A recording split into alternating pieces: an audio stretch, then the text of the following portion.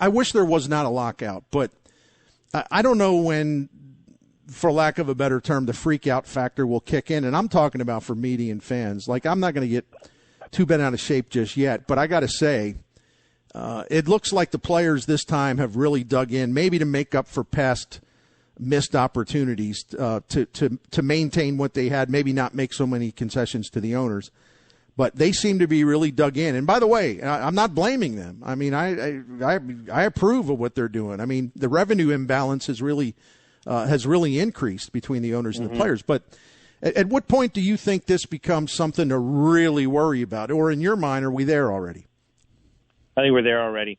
I think the wildly different descriptions that we're getting from people on two sides of the table, especially since they met in person in Texas and not over Zoom, where we can blame anything on Zoom, right? No way to read body language, Wi-Fi connection, whatever, all in different rooms. They met in person. They met in person at a hotel with reporters who were down there chronicling their every move and putting a stopwatch on each meeting. And they walked out of there with such radically different descriptions. In some ways, like, I'm reading some of these things and I'm like, you don't get to play us for a fool, right? Like, right. Some of the comments from Major League Baseball where, the proposals from the players were so extreme that the game couldn't survive. Give me a break. Like, really? Yeah. What were they asking for? Were they asking for a Tesla in every driveway? No. Were they asking for minor league players to have access to free agency? No. You're not going to capsize an $11 billion industry by, changing something that you're holding off as fundamental, which is fair, the 6-year free agent, if that is even the case. I've read the statement at 12:01 last night, maybe I guess 12, right before it went public, and I was like, holy cow, this is coming out of the corner swinging. There's oh yeah, the lockout started, and Manfred is leveling some, uppercuts and some right hooks, and then Clark today responded by saying it sounds like they spent more time working on that statement than they did negotiating, and so it's like, wow, that's quite a counterpunch. But there was so much truth in what Clark had to say, and that to me is worrisome. Well, I agree with you, and and I don't trust Rob Manfred, and I know he maybe isn't doing the actual negotiating, but as I've said before, every time he opens his mouth in public, baseball loses customers. And I thought you were going to say an angel. Okay, no, that's a very good. And I do think I understand why the players are really dug in. And by the way, I'm with you. I don't think that there's really anything wholly unreasonable about their basic demands. I mean, there's probably some room to move more towards the middle on their part, and eventually that's going to have to happen. Both sides are going to have to move a little more to the middle, but they're not asking for anything outrageous. I understand why they want to change the let's call it the map for player compensation and get to the bigger money years earlier when they're in their prime, rather than having to wait and then they're devalued on the open market. Not all of them, of course, as we've seen in the past week. But I just think the players are also so entrenched because they've lost so much ground in this area, and I'm not blaming them. I'm just saying I think that they're really fiercely determined not to let this happen again because they've lost so much ground over the last 25 years in labor negotiations, and they're only getting 43% of the revenue now. 25 years ago, they were getting 52% of the revenue. If I were the union leadership, I absolutely would be determined to try to level that. So that's the revenue that they know of, Bernie. Right. Like, there is nothing compelling Major League Baseball owners to define what revenue is. There's nothing in the CBA that says they must define what revenue is and thus reveal it to the players like there is in the NHL, which I can speak from having covered that lockout, 17 years ago. That's a wrestling match, and that's part of the breach of trust too. No, absolutely. I wanted to ask you about this because I wasn't sure of it, and I know you're really up to date on this stuff, and I mean that sincerely. I would trust your knowledge of the inner workings of this more than anybody. What does this mean in a real baseball way? Obviously, I know that the facilities are closed. There can be no free agent signings or trades and all that stuff. But what impact does this have on younger players that are on the 40-man roster but still need a lot of work? Nolan Gorman, Juan Yepez, where you want them working with coaches, or you want this, or you want that. What happens to the young players who are not on the 40-man roster? I mean, this also impacts the development of young players, and that's really an unfortunate side symptom of all this. So I'm so glad you picked those two players because they are in radically different situations at the moment. Juan Yepez is on the 40-man roster, and thus the team and the coaches and the manager and the training staff and the strength and conditioning coordinator and everybody cannot have any contact with him.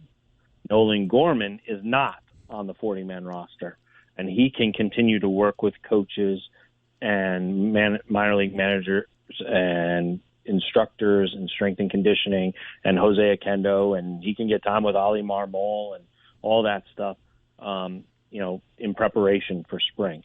So there is a great contrast right there. That's actually one that I was working to make in tomorrow's paper to give a little tease there. That's where the gap is right now. Same with Brendan Donovan, right? Brendan Donovan is on the 40-man roster. They've cleared an avenue of some type for him to get to the majors, and now after doing that, can't talk to the majors. And then there is like another plot line to this too, is that next week there'll be a minor league Rule 5 draft, and there will be teams that make selections in that Rule 5 draft because it's less restrictive than the Major League Rule 5 draft that everybody knows about and that isn't going to happen. And so some of those players may actually be worth promoting, worth talking about, worth touting. And certainly in the Cardinals case, you'd like to hear probably from, say, Pop Warner, it's his birthday today. So since I'm not allowed to talk to him, happy birthday, Pop Warner. But we can't, teams won't talk. It's not that they can't. Teams won't talk about that work. So it's like they're going off the grid even when they have good news to talk about and to keep fans informed on things. Nolan Gorman, Matthew Liberatore, these guys could have a presence with the Cardinals in 2022, and yet they'll not comment on them. So it's just gonna be very bizarre. They'll work with them, they'll talk to them, but they won't comment to the media about them. By the way, is that a universally applied thing, all 30 teams, in terms of like no media contact? Or is that all 30, or is it just the Cardinals and a few others, or what? What's the deal there?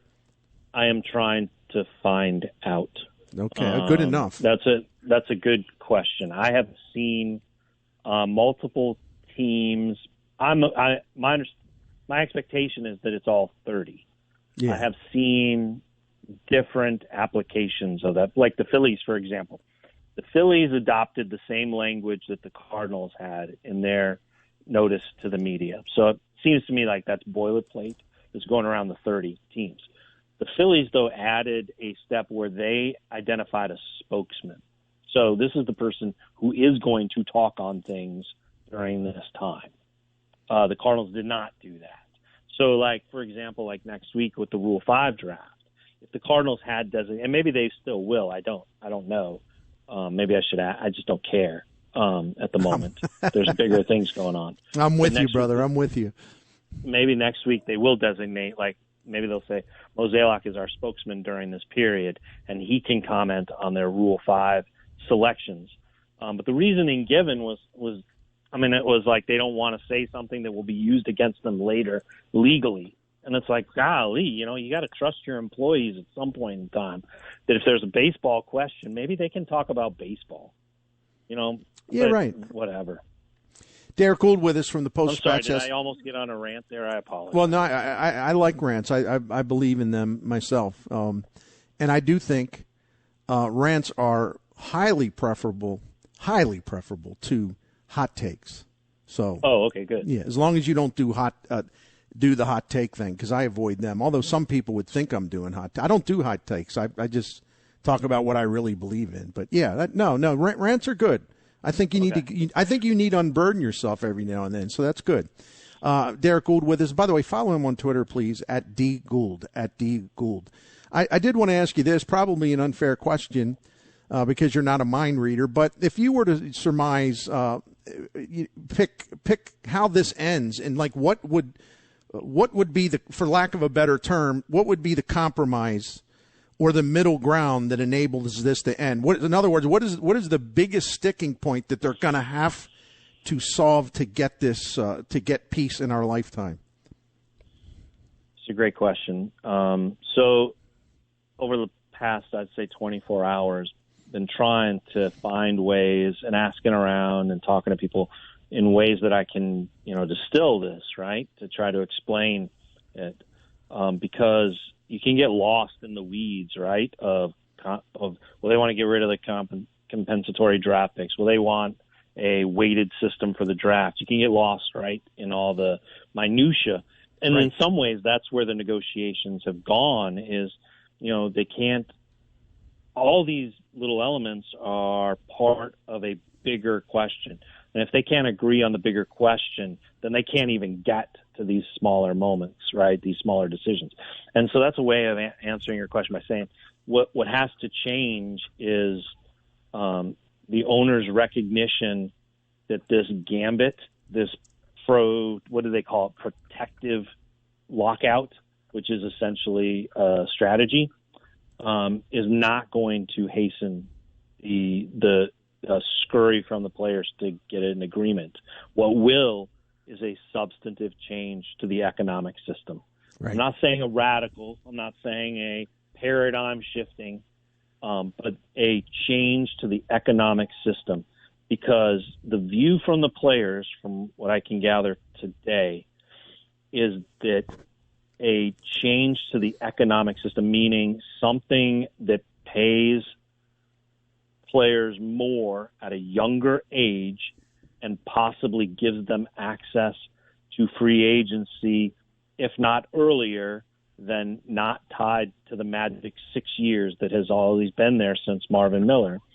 That some kind of formative change to that process will also then trigger the other things that they want to have happen, which is reduction on tanking and less incentive to tanking. It seems like everything the players would like to move forward is just some substantive change to the current economic structure that will have a domino effect to get results elsewhere. I heard it described today as a market correction for all that has been lost in the last 10 years. And particularly the last 5. Yeah, and I totally understand their reasoning there. I support them in that. And it's tough though for players. It's not tough with the fact that they're skilled enough to play the game and are well paid for it, deservedly so. And no, not all of them get to the big money, but still, I'm sure it's a wonderful thing to be a baseball player, and I'm saying that without sarcasm. But one of the things that always sort of puts me on their side, and not 100% so, but is that there's still. It always amazes me when these things flare up. And it hasn't flared up in a long time, but there's been hint of discord, like even with the haggling over the 2020 season, and like how to go about it, right? It seems like the fans will always demonize the players first, and I've never understood that. Yeah, I don't get it, and I'm not bashing fans. I just don't understand. Like the idea that. The owners are angels and these greedy players and yada yada yada. I mean, it just doesn't make any sense. And maybe it's just envy. Maybe it's like people know they can't own a baseball team. That's totally inaccessible, and they understand they can't play Major League Baseball. But maybe because they played it at some point, they they would never own up to it, but they resent players making all this money and wanting more. I mean, I can't explain the psychology, but it makes no sense because the owners are clearly in the driver's seat on all of this, and they could end this thing in a minute, and they would still be well off financially. And I don't get it. I just don't get it. Yeah, I think some of it, I can empathize with the fans yesterday, right? Yesterday is a good example. And I tried to kind of, and I mean, this is something that really stood out to me. Yesterday, Max Scherzer had some really compelling and strong things to say that were player advocacy. They were clear. He was concise in talking about how, the better the game is for the player, the better the game is for the fans as far as competition goes. I mean, you read his quotes in black and white, and a fan will be like, right on, right? But his quotes weren't delivered in black and white. His quotes were delivered during a press conference announcing his $43.3 million per year record-setting deal. And beside him the entire time was Scott Boras, who is an emblem of making the most for his clients. Scott Boras is basically an emblem for doing the job really well. Exactly. But fans see that optics there of a guy setting a record for annual average value, $43.3 million, which is monstrous, right? A great payday for a great player, a Hall of Fame player, the best right-handed pitcher of his generation, period. And, I can prove it. He's first ballot Hall of Famer, and he's from St. Louis and Mizzou, and people should celebrate the talent that came from here. Absolutely. And if Brad Scherzer's listening, he thanks you. Anyway, go ahead. I think he lives in Florida now. Yeah, but he listens on streaming or downloads the show. Yeah, that's awesome. All right, well, hello, Brad. Yeah, I mean it. I'm somewhat biased, but I remember seeing him pitch out there in Mizzou, and it's just awesome what he's accomplished in his career through sheer talent and force of will. And then for him to take such a prominent role in the union is great because he is then, extending a legacy that is not just his stats, but what he contributes to the next generation of players. Right. And he also gives superstar watt power to their message. But I get where fans could watch that and go, wait a minute, because you know what didn't happen? Steve Cohen didn't roll up in a Rolls Royce for that Zoom. He could have. He didn't have one of his, $30 million pieces of art behind him as he introduced him. He had a Mets logo. So the amazing opulence that Steve Cohen has and could flaunt was not in that press conference. And so I could see where the disjoint happens and how the players fix that. I don't know, except for I do know that part of it is on reporters like me to point out that yesterday there were 5 $100 million contracts introduced, right? 5 9-figure contracts introduced, including the extension for Buxton. 5. Right. There are still 1,295 other players that are impacted by this. And you know what they're not? You know what a vast majority of them aren't? Millionaires. They won't be. They won't have a chance to be. And that was a contrast I think that we need to make more of, is at the same time that this whirlwind and windfall of millions were cascading on a few players, Robert Gieselman and Jose Rondon and Matthew Boyd were being non-tendered contracts because owners had a chance to save a few dollars. And that is a contrast that has to be corrected and should get more attention. Well said. Can we leave it right there and hopefully pick up again? I promise not to badger you, but, maybe sometime no need to make an appointment now.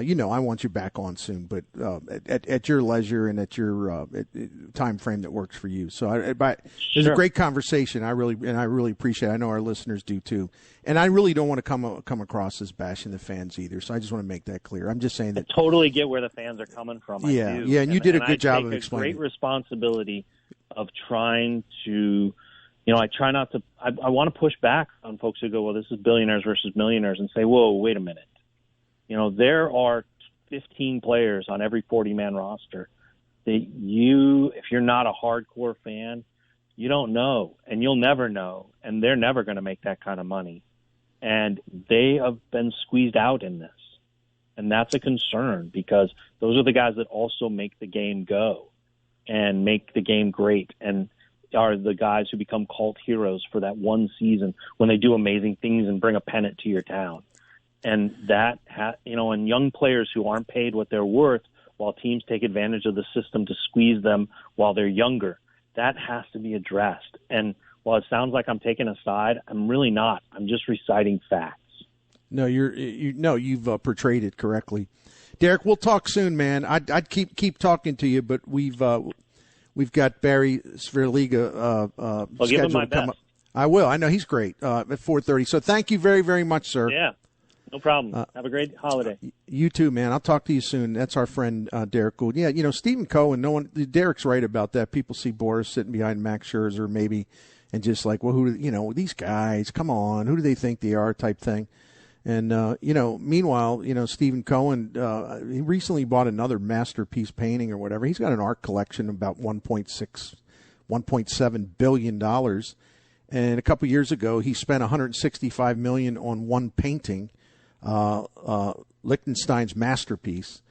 I don't care. He's made billions. He does well at what he does for a living as a hedge fund manager. And, again, they're all making money. That's the point. They all have a lot of money. And, I'm talking about the collective money that all players are receiving. The money's flowing everywhere. So I don't really look at it as bad people, good people. It's just not. And I also don't think they're all bad people. No, not at all. We just got to have some perspective on that part of it.